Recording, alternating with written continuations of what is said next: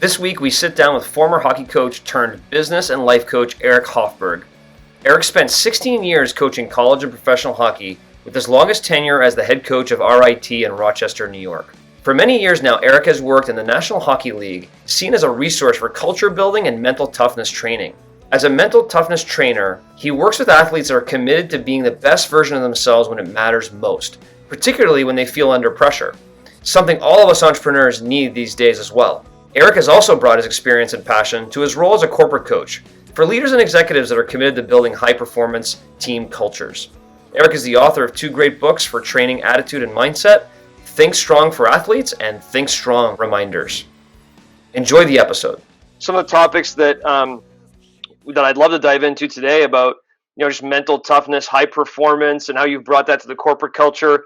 Rich and I were actually on a speaking thing today at noon, power lunch, talking about leadership. And the topic was what leadership lessons we can learn from Tom Brady, as an example. So we had about an hour conversation on that already today. And I was telling Rich, I think Eric can continue to talk to us about that high performance level at the athletic component, how it relates to companies and individuals and entrepreneurs. For me, I think about even just listening to what you and Rich are doing, and having you describe to me, something like being in a cool conversation and talking about what can we learn from Tom Brady, about leadership and that, and all of that just rings true for me big time. And I guess to tell my story, I can tell you why maybe I listened to what you just said like a little bit differently. I grew up in Rochester, New York, and at about 12 years old, like that early, I felt like I wanted to be a coach. And hockey was my sport, and Rochester is a good hockey town, and I loved hockey big time.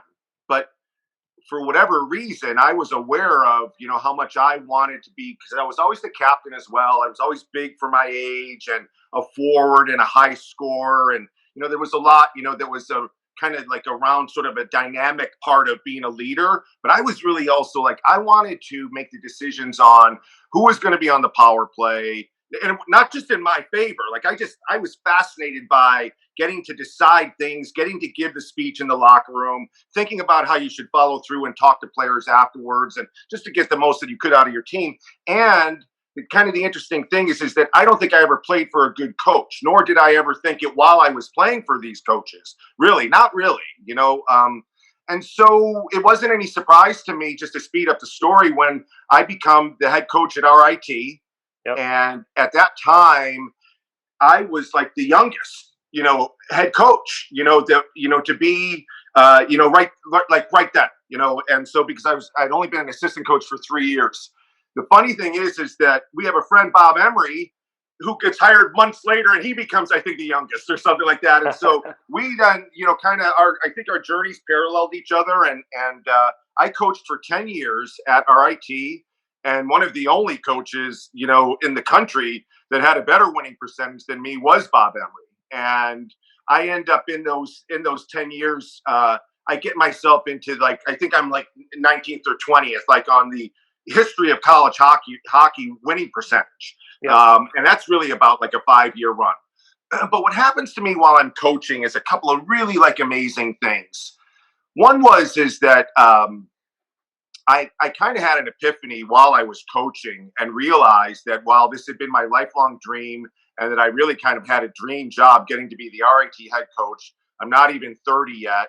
And, it's a great program and everything is just fantastic. But I had kind of this epiphany moment, walking down a hallway and sort of being rude to one of my players for no reason. I should have given him a better greeting. And then realizing just all of a sudden this flash of I don't know if I would want to play for me. Yeah. Yeah. And what's that about? Yeah. Let's get real here. And so I changed the way that we played. I openly reinvented in front of the team. I said, I think that we've been doing it wrong. I want to play a much different style. I had to change how we recruited. We went smaller and faster. And I could go on and on about all that I learned about reinvention and transformation and being transparent with your team and love of people and love of the game. And I used to gain leverage with my team by using skills that made me popular.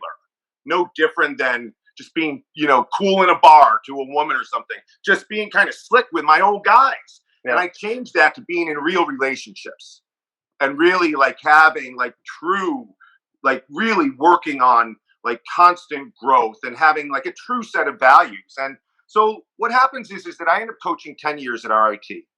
And in that time, I end up going through a divorce. And the divorce goes about as well as a divorce can go. But one of the things that the divorce again gives me like where recognition occurs that's important for me is the idea of reinvention, the idea of taking ownership of your life, that it's not a dress rehearsal, and that things have to happen. And you can feel a sense of failure around divorce because I took my vows seriously, and or you can feel like I believe in it, and from this moment forward, and this is a defining moment. Also, what happened during that 10 years is that I had owned I opened up in a startup type of event, a restaurant, while I was coaching. And then I'd gotten involved with a second restaurant. And I'd also gotten involved with some interest in real estate where I was involved actively as a partner and kind of like a little bit of, a director and sometimes hands-on, hanging drywall and that. But we were buying houses and renovating them. And, the name of the street was Comfort Street. And that was really cool too, because of the different people that I was meeting with. So these are signs, and Kodak had a thriving company in those days. Xerox had executives in Rochester. Bausch and Lomb had executives in Rochester. And so I would go, I didn't just speak at hockey banquets. I would go and speak at like luncheons at Kodak. And because you're a big fish in a small pond if you're the hockey coach at RIT. Sure. You remember, I would always say to the corporate people there at Kodak, I would say, listen, I got to tell you something. I have no idea what you guys do. And so I'm not going to try to translate for you what I'm about to tell you. I'm going to let you do that. But I think I've got some good stories to tell you that are going to be helpful to things like your culture, how you're communicating, how to hold yourself accountable. And, I felt comfortable doing that because I was talking about my guys. I was talking about us and that. Well, lo and behold, after a couple of years of coaching pro, I meet Leah, who I'm married to now, and we have our son who's 17 years old. Never another moment. And I have this. I'm in like it's summertime, and it's like and it's 9/11 has happened. All right, and I was with the LA Kings organization. We had lost Mark Davis and Ace Bailey in that second plane.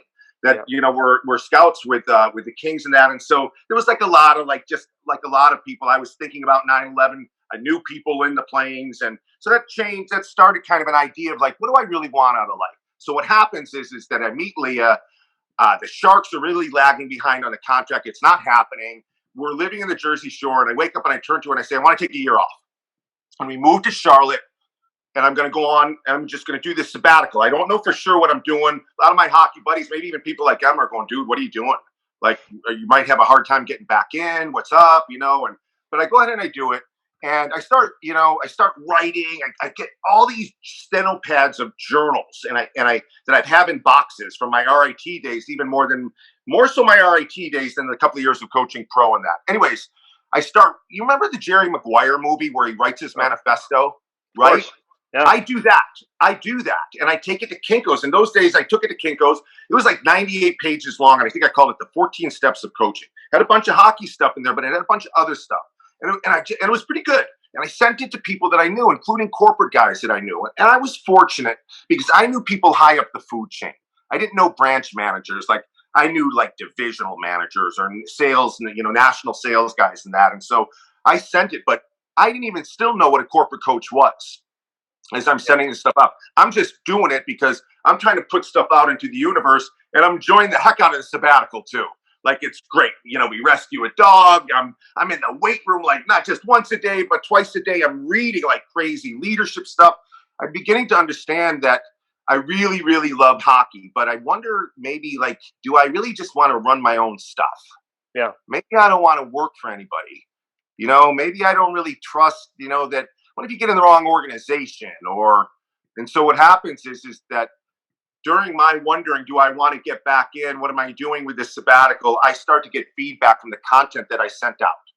And some of it's like, wow, like, what do you like, and I didn't have a website. I didn't have a business plan. I had nothing. and Sure. that. And so I get hired by Fleet Bank. And she says to me, she said, the president of the bank was Lynn Pike at the time. Fleet, right after I do the gig for them, they get bought up by Bank of America, but it's a big gig. There's like 600 leaders there, and she gives me the whole back half of the third day of this whole event. And so I've got to learn to become like a presenter. But she says, you've got 8 weeks to prepare. But she said, here's your main thing. She said, my managers and leaders think that coaching is inspecting and correcting behavior. And everything that I've read that you've written here, I think that you're going to tell us that coaching is far different than that. And I think you're going to tell us that if you don't have an understanding of culture, and if your team doesn't understand a clearly defined culture, then what are you coaching to anyways? I was like, wow, awesome. And so they say, like, some consultants have told me the gig that I got was like going to the Super Bowl for your first game. Yeah. And I was lucky. I did good, and from there on out, I just kind of went with the same thing that I told you about, like at Kodak. I always just went with, even when I did begin to understand more, the business, the people that I was working for as a corporate coach, I always have said kind of the same thing. I don't really know what you do. Yep. I'm a consultant and I'm a coach. And I think what's important is that I'm not going to try to translate for you. That it's better that you just get ready to translate. But listen, I think I've got some stories here. Yeah, no, it sounds like it. I really appreciate the depth of the background there. And the first thing I want to rewind all the way back to was passing one of your players in the hallway, maybe not greeting them the way that you, in retrospect, thought, hey, this is the way I should probably do this. And you had this self-reflection of, I don't know if I would want to play for me. Was it just that interaction with that one player that caused that, or was there a deeper component that was going on there where you were having this moment of self-reflection? I think both, actually. I think that's a great question. I think I was conscious of that I wasn't that my relationships weren't strong enough, and I think I was starting to understand too that they weren't responding as much to me as I wanted them to. Yeah. And I also just think I had like a moment. I just think that I really believe that they can happen for us and we have to pay attention. And what was important is that I did have like an epiphany moment. But even what's more important is that I followed through on it. Like, yeah. I was willing to just blow it up and do it the right way. Yeah, it sounds like it. And, certainly something that strikes me, with coaching is there's a lot of stories going around about how coaching has changed. The evolution of coaching, because we as humans evolve, different generations have learned differently and evolved. How do you see coaching, and I'm not just talking about sports here, I'm talking about in business and sports across the board, how have you seen coaching change in the past 20 to 30 years in terms of, the methodologies, styles, the audience that you're coaching? How have you seen that evolution from your eyes? So one of the things for me is that to get in the early 2000s, I'm a little bit ahead of the game. I love how it is today. I love seeing Navy SEALs in the corporate world coaching, like not just giving a 45-minute speech and getting $20,000. I used to tease Mike Ruzioni about that. How many times can you give that speech, right? But comes in 48 minutes, he goes out. And my thing is that I can do the motivational speech, but I don't want to. I want to come in and I want to spend a couple of days. I want to come in, I want to coach. I don't want to just inspire. I want to come in and I want to leave behind content. I want to leave behind language. I want to help you and, just install a culture of ownership and know how to do it. And so very much, I come with content. I don't just come, and so I think more and more of that is going on now. I think that the quality of the coaching and the way that the top-notch coaches are today, that you have more of them that I think that I was a little bit ahead of the game on, that are really creating, an experience where people can become better coaches. I love, I don't want to go in and be the only one talking. So, I like smaller groups. I like more of a leadership lab type of environment. I want to be in the room with a bunch of leaders that, they don't need leadership 101, and I always say, I'm not going to be the only one that's going to say something cool in the room today. And so I think that we're doing more and more with that. when I started in corporate coaching, you guys, like if they had a coach for you, you were in trouble. Yep. Now you're in trouble if you don't have a coach. Yeah, exactly. I'd love to dive into that because Rich, you and I have talked about this quite a bit. We actually talked about it earlier today in a different call we were on, which is, professional athletes throughout their history, and even more so today, have a coach for everything they do. You have a running coach, you have a strength coach, nutrition coach, mindset coach. Tom Brady, who just won the Super Bowl, has all these master coaches that are helping every single segment of their game. But in business, to your point, if you were getting a coach, it was almost like an improvement coach. Like, you got to get better, you're going to lose your job type of coach, right? You're on a pit. We've seen that a lot before, and it seems like the evolution needs to continue to move to executives and leaders and managers and companies being provided roll up the sleeves coaching. Rich, I know you experienced that with your company. Absolutely. And it's an interesting thing. The higher you go in leadership in a business, the less coaching you generally see that people get. What's been your experience, Eric, with that? And how do you help leaders turn the corner to recognize that they could use coaching themselves? So what happens in my experience, and I feel like, I've got a fair amount of it just because of the diversity of like who I've worked with, is, what happens to the high-end executive or the high-level executive is the same thing that can happen to an NHL coach, to an NHL head coach. And that is the trickery of you begin to think that you're so busy that you don't have time for things.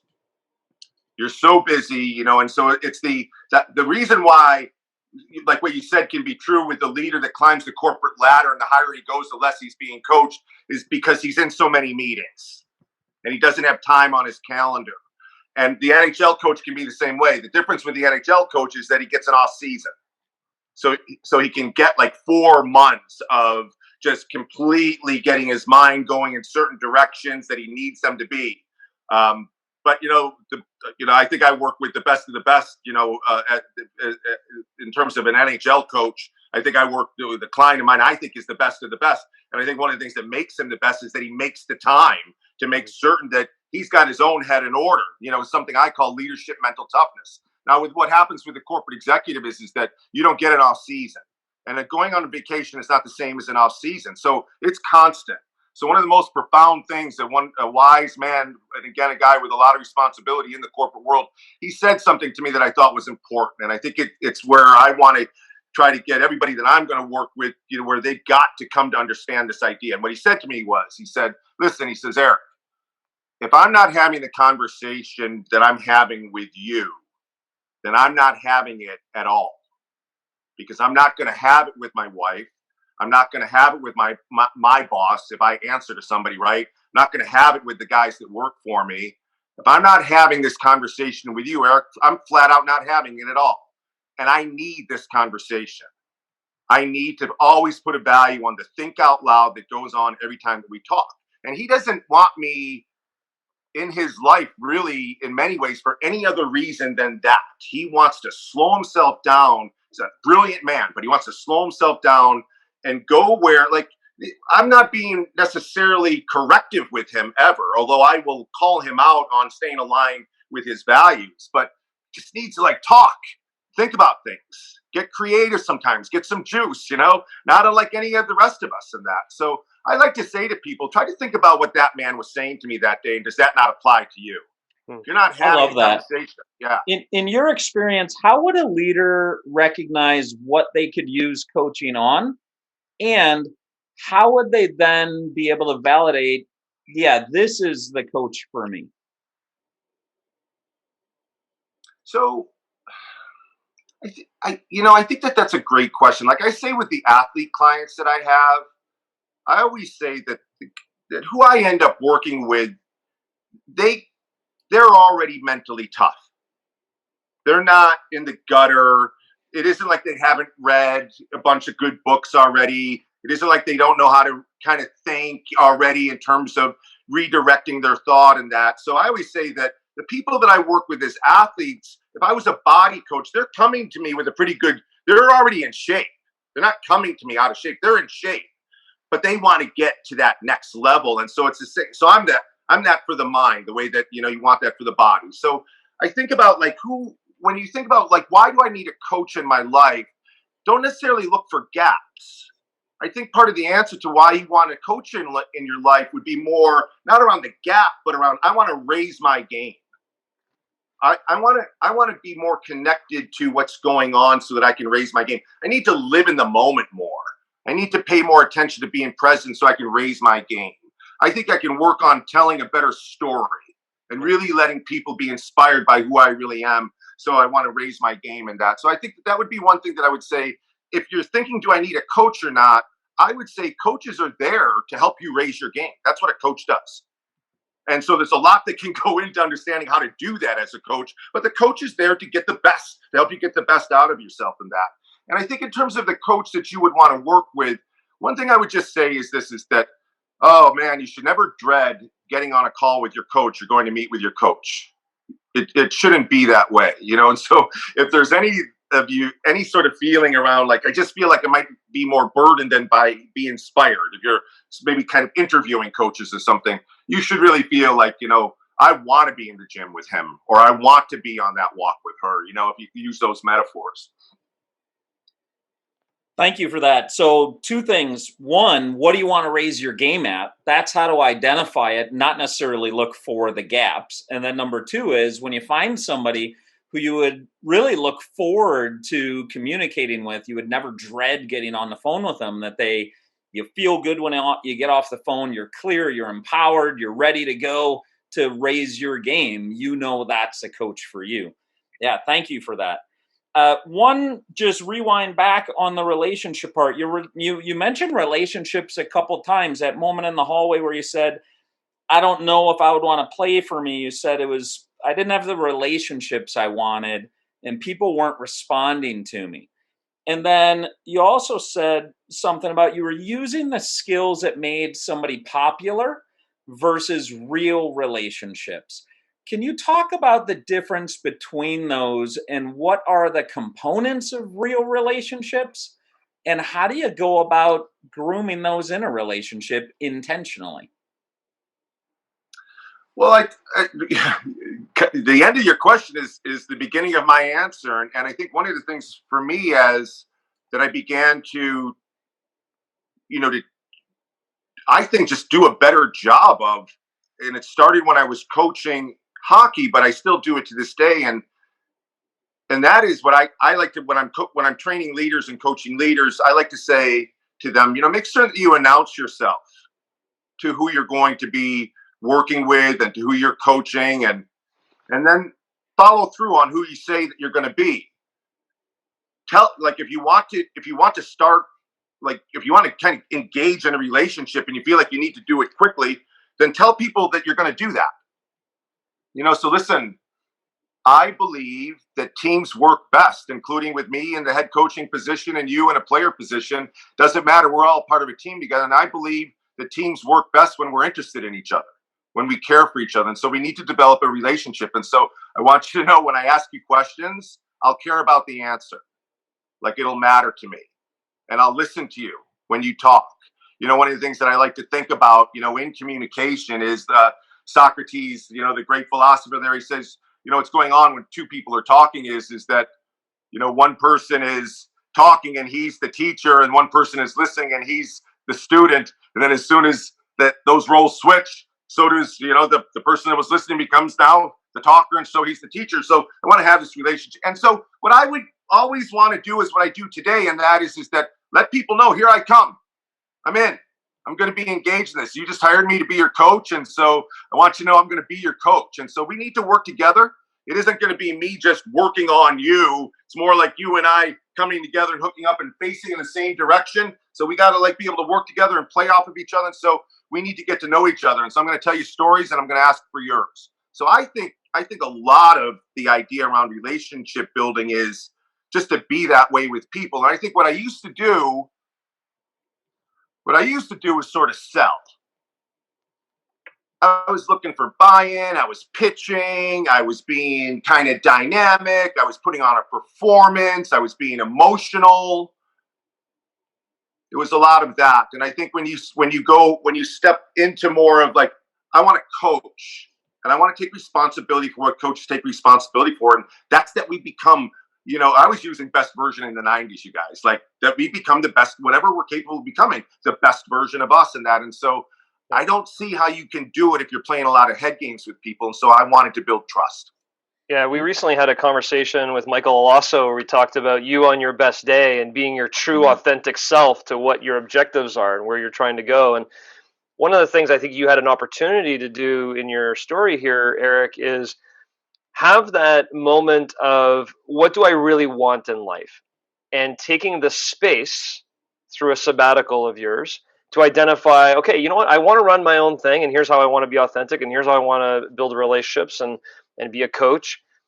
Yet, you mentioned NHL coach, maybe has 3 or 4 months in the off season to rewind and, those kinds of things. A lot of entrepreneurs that are listening to this podcast go 12 months a year, 6 days a week, 12 hours a day. Maybe they take 2 weeks vacation, but the vacation is, loading their kids in the SUV to get to the airport, to, rush around the whole time, to come back exhausted, then go to work on Monday after a vacation and get back to work. How do you suggest, if we were to talk about something practical that an entrepreneur can take from your experience, but also your coaching, what should an entrepreneur do to have maybe a sabbatical, or they can't take a full sabbatical, but mini sabbaticals along the way to recharge and refresh and reevaluate, reassess, that self-reflection component? Any tips that you would provide entrepreneurs listening to this on what they should be doing and how they can learn from that? Well, yeah, for sure. So, I think that the whole work-life balance thing is just, I think that plenty of times when I was doing a lot of corporate work, people would say, would you work, and talk about work-life balance? And I would say, I don't know if you're going to like what I'm going to say, because I'm not going to tell you to compartmentalize. I'm going to tell you that the way that I do it is that I'm just Eric Hoffberg all the time.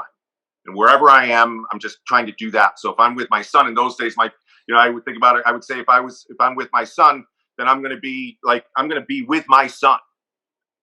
Like if we're on the swing set, I'm going to be thinking about, I am with him here, and I'm not going to think about work. I'm going to think, and because really that's not going to help anyways.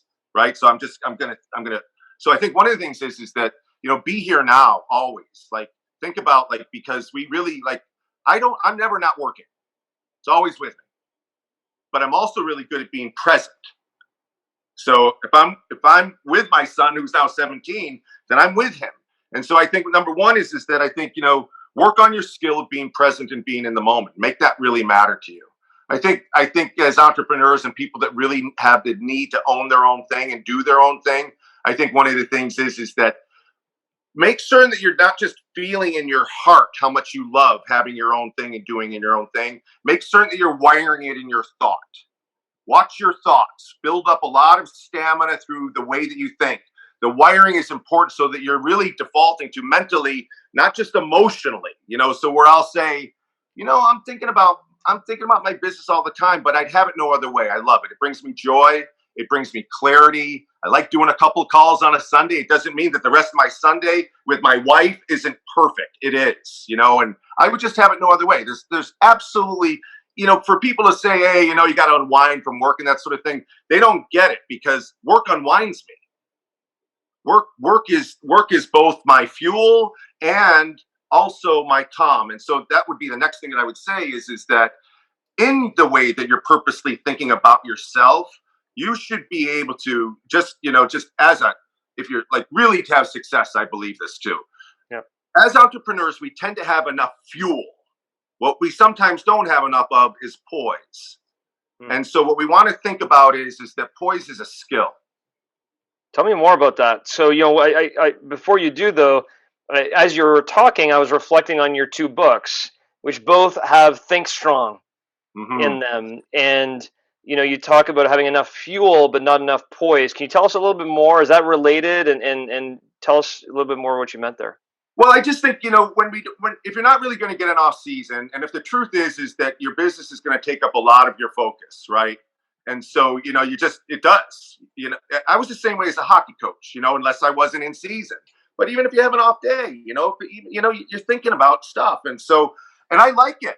Some days, you just feel like there's just so much good energy that comes from, just living a good, consistent life and really loving your work that way, that, it's good to think every day about your business. It should be healthy for you in that. And so, but one of the things that I think about is that, we get going and, we're having to pay attention to a lot of stuff, and, hopefully we're getting excited about things and all of that. Now, in the overall scheme of things, we need to manage our energy really well. It isn't just manage our time, right? We need to manage our energy. And so what I like to say is that at any given point when I need to, I can just bring myself to poise and just calm things down, and that could be because I need to go into a different meeting. That can be because I need to kind of come off of, something that's just sort of occurred over the last couple of days. And I feel like I need a couple of different days. That can just be because I'm reacting strongly, to, something that's going on, maybe that I don't like or something like that. So I just always thinking you can call it whatever you want, sometimes I just think it's cool. It's just that I just need to just have that cool about me because, it's sort of like one of the things I would say, what can we learn from Tom Brady is that poise and that cool. And it's so embedded in him that we're all going, oh my God, it's unbelievable, like how he's processing and everything like that. But, at some point, all of that started with his decision to be poised, that he had the skill to look at it in a certain way, right? And so it's that what's going on for all of us. I would say part of what's so great about him is that he can read the play. Now, again, we could say that's all due to experience, but I would say part of the reason why he has always been able to read the play so well is he's so poised. And so as entrepreneurs, we want to read the play. I want to connect a couple links of some things you said and then ask you a question about it. So you go, entrepreneurs, you have enough fuel generally, not enough poise. You need to make a decision to be poised. And part of that decision is to manage our energy really well. And you said, work on your skill of being present. If I'm a listener to this podcast and I'm driving or I'm watching in my office or it's in the background, I go, I heard what Eric said. I've heard a lot of people talk about being present. This is really connecting with me, what Eric is saying. Work on your skill of being present. What do I do to work on the skill of being present? What is the work? So the work can come in a lot of different forms, but most of all, I would say the biggest influence my clients have had over many years at getting better at doing this would be a couple of things that there's absolutely no complexity in this answer. One is, first of all, you got to make it really matter to you. You have to have conviction around, you have to want to have, to be able to say that about yourself. It's one of the things I'm proud of, and it's part of my personal culture. Being in the moment. It's a value for me. It means so much to me to be present. And so, people will say something about their personality, but it really has nothing to do with that at all. It's conviction. I want to be present, because people that tell you that they can't do it, that they have ADD, okay, fine. I'm not a scientist nor am I a doctor, but you just keep telling yourself that you can't do it. You go ahead, keep telling yourself you can't do it. You can't be present. I have ADD. How's that going for you? You'll never be present. And that's the second part of it. First, you got to want to be present, and the second part is self-talk. You have to direct yourself to. Now, what you get good at is, and I can help and coach people to it, is that you get good at noticing when you're not. And then you just bring yourself to the moment. And there's just some things where, what you pay attention to is what will grow. So it's kind of good maybe to just take a moment and write down, why do I want to be present? Why will I be better at what I do if I'm better at being in the moment? So, for instance, that's a cool exercise to do with a hockey player, with an athlete client. And I want him to think about being more present and in the moment and connected to the task at hand, not just when he's out on the ice during the game, but in between shifts, because hockey players change up. So we're even talking about what are you doing mentally on the bench in between the action and things like that. And so, why does it matter to me to be present? And so find kind of the vision for yourself, for why that skill is going to make you more effective. I think it's good to even write down and think about what does that feel like to me, being present. I'm not a guy that believes in affirmations, but I do believe just because I'm a hockey coach, so the words that were on the wall in the locker room had a purpose. I wanted the boys to see them every day. Right here, right now, before they even walk in the room, they got to touch the tiger. It says right here, right now. And so again, it's the repetition of thought, it's the self-talk, it's the conviction that it matters. It's if that conviction is true, you can describe why it matters. And then I think once you start to get after that and you see the benefit of it, like you want it in your life. Now, there's other things that people would talk about on that, right? For me, I help myself be more in the moment because, like, in an overall way for life, because I try to be very in the moment. For instance, when I work out, I try really hard not to think about anything other than the lat pull down that I'm doing. Some people might say the same about yoga. Some people might say the same about meditation. I think journaling also helps people be in the moment. Want it, followed by your self-talk. I love those exercises on how to develop and explore your wanting for it. Why do you want to be more present? What will it do for you? How does it feel? Why would it make me more effective? Love that. I want to switch gears real quick on, I know one of the things that you're skilled at and you work at in your coaching in sports and with business leaders is high performance culture. Can you share with us more about what that is? How does that get developed? Would love to hear a bit about it. Well, so one of the things I think about giving the words high performance, linking the words high performance with the word culture is to give it, so we're being very specific about even why we're bothering, like building the culture. The next thing is that I think, what we're trying to do is to have people pay attention to that. We really want to be very intentional with the pillars of our culture. We don't want that to just happen by accident, not if we're looking for high performance. Because if we're looking for high performance, there's going to be certain values that are going to have to be part of the culture. They're going to have to be up on the wall in the locker room. Here's the 5 things that we live by. Here are the things that we talk about when we talk about our culture. When Coach Hoff talks about, when he talks every day about like taking ownership, he's not directing us. He's not just directing us for how to play. He's reminding us for like what we're all about in everything that we do.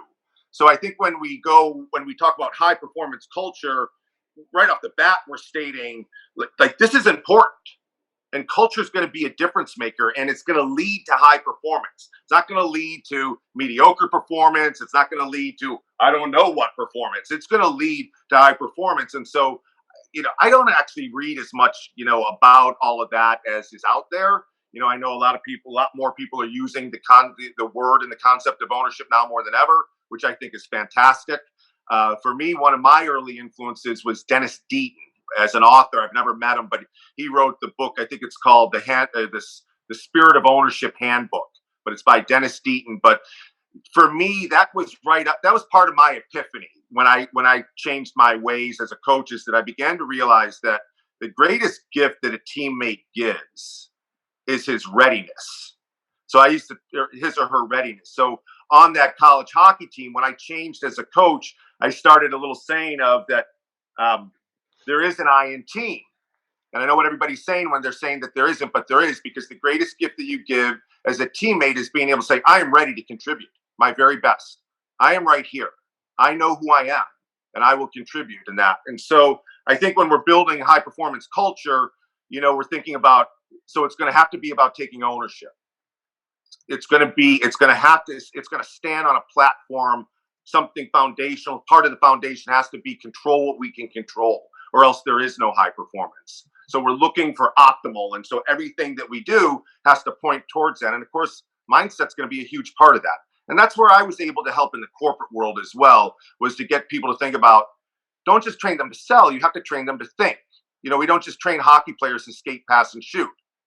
We train them to think as well, because it isn't just skate, pass, and shoot. And just like that, it's just the same in the selling world.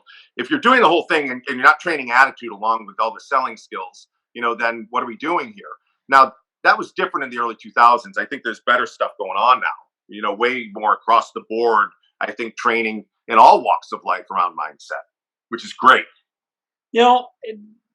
With your philosophy on high performance culture, you had mentioned that you didn't really have a good coach prior to you being, for 10 years, head coach at RIT. not having had a good coach yourself, how did you develop this philosophy on high performance culture? Well, I wasn't using the term high performance when I was learning about culture in the 90s, although we were leveraging all the work that was put in on a daily basis, you know, everything that you'd have to have involved to create a high performance culture. I think one of the things that where I was able to take what I learned as a head coach and how I was able to apply it and then help people understand how to build a high performance team culture, say first in the corporate world, and then to be able to do it with hockey coach clients now at the college and pro level, is that part of the way that we have to get the thing going in the right direction, it's with any organization, is that when you've got the high performance team culture, everyone thinks that they're a culture builder. So rather than the head coach is the builder of the culture, really what the head coach is somebody that can be the architect of the experience where everybody sees that they are building the culture, that how they show up is either being a culture builder or not every day, right? Everybody's doing it. And once you get everybody to feel that, like, that's no joke. I'm helping build this culture. I'm a part of this. And again, with some of the companies that I've been working with recently in terms of the size compared to the big corporate that I was doing for so many years, it's cool to see organizations start to feel that way, the way that a hockey team could, because that's ultimately what I learned and what I'm able now to help leaders do is, really truly everybody says it, but I feel like I learned that we could get everybody feel that they were valued, and it wasn't trickery. Everybody really understood their value. Coach is the architect. Everybody else is the builder of that culture. Powerful. Yeah, that's fantastic. I love the way that was positioned because, certainly we had that conversation as well recently, Rich, where, if your team doesn't have input into the tactical plans that they're going to go put together and they're just participants in it, they're not as bought in. They don't have the belief system as much as if they're bought into the plan, they're helping create the plan, they're helping debrief afterwards and break down why didn't this work. If they're involved in that, much more results will come. The last thing I want to touch on here today, Eric, is mental toughness. A lot of the things that you have talked about here today is about language, really mindset, right, and in coaching. But we didn't talk about the leader mental toughness, and you do a leader mental toughness training.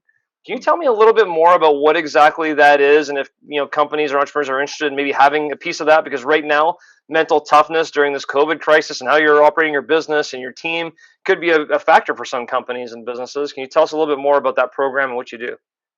Here's the real deal. The real deal is that we all nod and smile when people say things like, before you're going to be able to lead anybody else, you got to learn to lead yourself.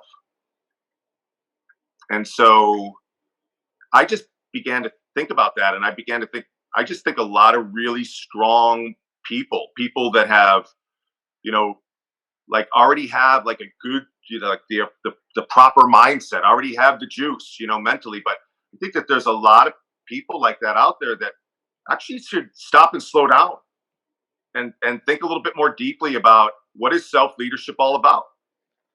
Like what's going on when you're actually leading yourself really well? What's going on, when I'm leading myself really well? And that it's kind of cool to just even, take, just even, take anyone, take a hockey player, take a area manager at a bank or something like that. And then just ask them, tell me 3 great qualities of character that you think of when you think of great leaders.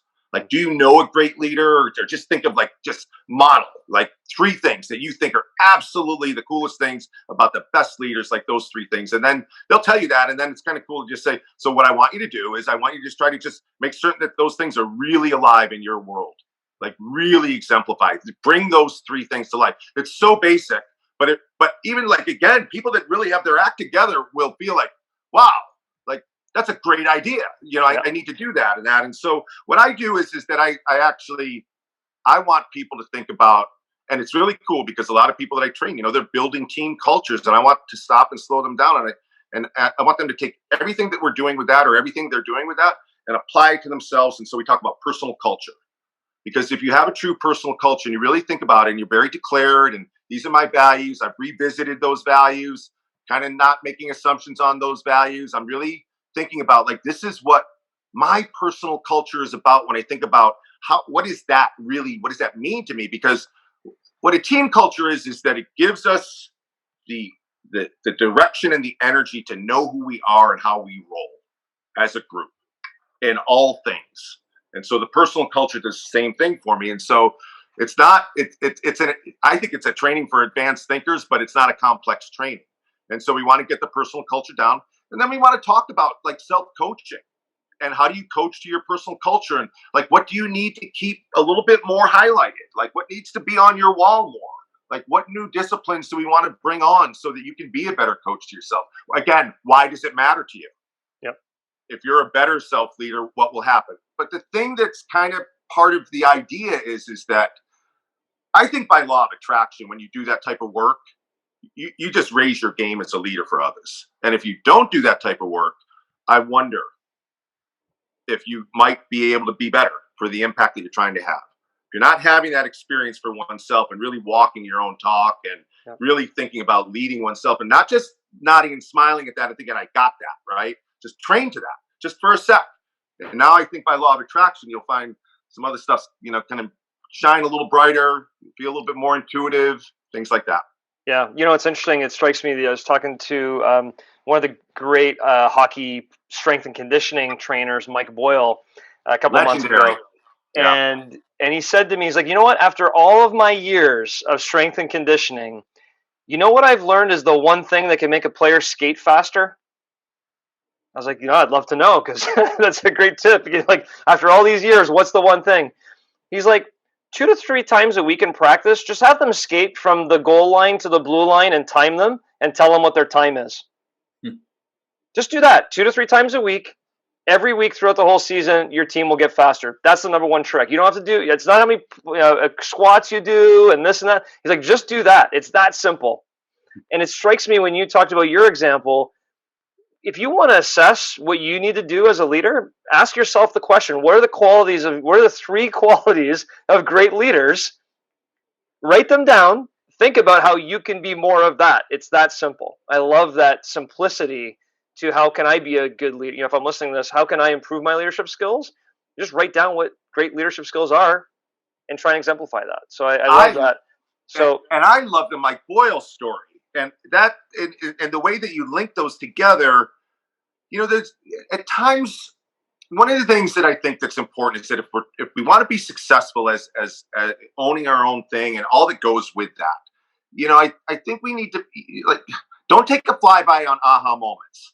So for me, I think, I got to really think about that Mike Boyle story. That's that's profound. And so I want to think about how that applies to me, just the way that you were thinking. I want to think about how those 3 leader words applies to me. And so I think one thing that I would say, like when people ask me about, and working, because I coach a lot of people that own their own business, and that is that another thing that I always say words matter. I always say you got to live in the moment. And I always say things like, and don't let certain aha moments fly by. Catch them and do something with them. Do something. Something's going on there. Pay attention to those. So I just had one.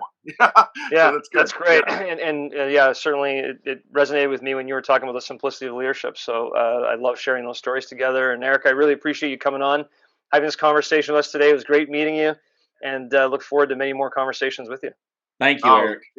Yeah, you're welcome. And for me, I'm an energy guy, and even in these virtual moments and that, you can feel a rhythm and flow with people. And so it makes moments better when you find that rhythm and flow. And I just, even as I was getting to talk and I knew that you guys were listening, I could, it was just sort of the warmth, just the rhythm and flow. And I guess that's what, I think about, in terms of some of what I'm always trying to help with the athlete is the living in the zone, right? It's the playing in the zone. And so with the non-athlete, it's really kind of the same thing. And so you have these moments. And so good moment here. I hope you guys will have me back on, and I love what you're doing. Appreciate it. Great. Thank you very much. Stay with us for a few more minutes while Rich and I break down the podcast. My personal culture. That was one of the things that he ended with, and it was something profound for me. I think so often we talk about, and even Eric did, high performance culture, and in my mind automatically drifts to a culture of people, a culture in the business, a culture with multiple people, and how do you develop the culture? And he's like, focus on what your personal culture is first, and then to connect that with one of the ways to do it is get clear on your opinion of 3 great qualities of leaders and be more of that. That's about developing your personal culture before you're going to focus on a business culture. Yeah. I don't want to break down, again, what we were talking about there at the end with that idea of write down 3 things you see in leaders and determine, okay, I want to be more of that. But if you know what you want, and he talked about this in many different times, if you know what your personal culture is going to be, if you know what you really want in life, even when you ask them the question about, how do I teach myself, to do more of that? He said, well, you got to want it first. So it seemed like identification was a big thing. And when I And gave then he the went to example, self-talk. Want yeah, it? And then like the self-talk. correct. So as an example, and I gave that skating story at the end. If you want to be a faster skater, well, time yourself 2 to 3 times a week on how fast you're getting. If you're an athlete and you're timing yourself and your time's not getting better, what are you going to do? You may go do more squats. You may eat better. You may do all the things you're going to see it teach yourself. What do I need to do to get faster? Leadership is no different. Knowing what you want in life is no different. Figure out what you want and then self-teach yourself, or go find experts, go read the books, go seek out the information. Half the battle here is knowing what you want. Where do you want your company to be? Where do you want to be as a leader? Where do you want to be as a husband, as a father? Where do you want to be? Once you know where you want to be, then go get it and keep working towards those angles. Reflect on how you're doing versus them. And I think it's just sometimes we forget. We just keep go. We just go. We just go, go, go, go, go. Eric's take on high performance culture, there was actually a connection to that for me with our conversation with Randy Soma last week on if you focus on culture, that's what will lead to high performance. Yep. That's an important connection, I feel like. So often when we measure things in our business and CertaPro, or certainly other businesses, you look at the KPIs, the key performance indicators. Very rarely do you look at a KPI of how's culture doing? And how do you measure that? No, it's much easier to measure leads. It's much easier to measure even customer satisfaction. That's the high performance end of it. But what we heard from Eric is focus on culture and you're going to get high performance. Yeah. Since you're bringing up a past episode, I'm going to do the same thing, but in a different vein. He talks about being in the moment. And if we go back to Michael Olaso, and he was talking about acting, and acting is not pretending. Acting is action. Yeah.